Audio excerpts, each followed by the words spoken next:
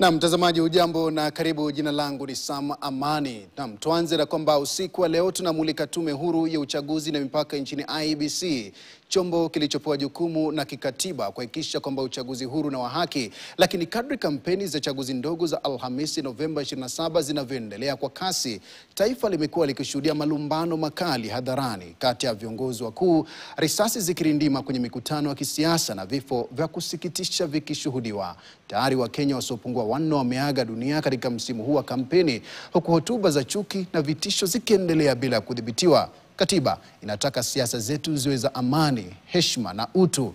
Lakini kimya cha IEBC kimeacha wengi wakijiuliza, ikiwa tume hiyo haiwezi kutekeleza sheria sasa, itaaminikaje kulinda uchaguzi mkuu mwaka 2027?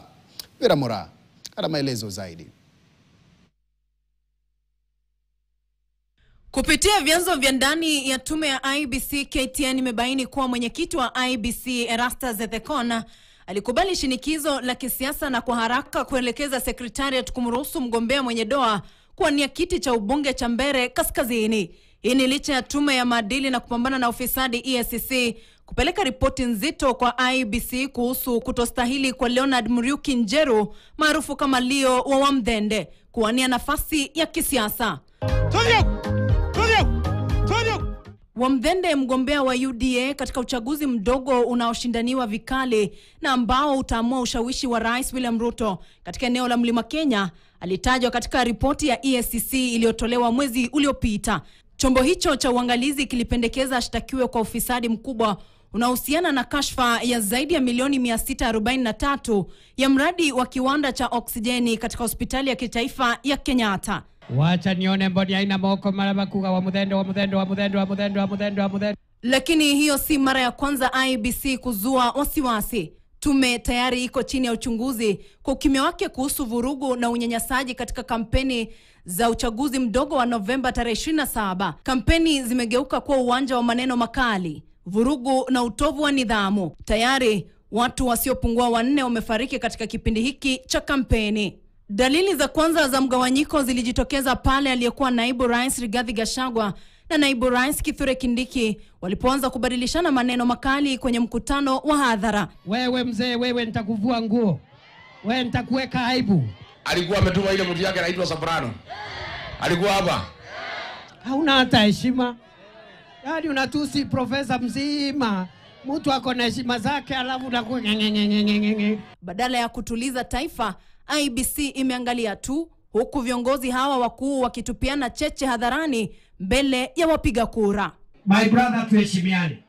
Na nimekuonya siku mingi, uwezani na mimi. Mimi nimepigana vita mingi sana, wewe ni mtu mdogo. Lakini mimi nikaambia wa Mbeere mkule hiyo pesa, kwa sababu mkikosa kukula, Ruto tayari ameiba hiyo pesa, atapeleka kwao. Nyolewe isinyolewe. Watu ya Karabale mlinyoa Kasongo. Wewe Goliathi ni one time MP. Na uachane na mimi. Cha aibu zaidi ni ukimya wa tume, huku mawaziri wakifanya kampeni kinyume na masharti ya katiba.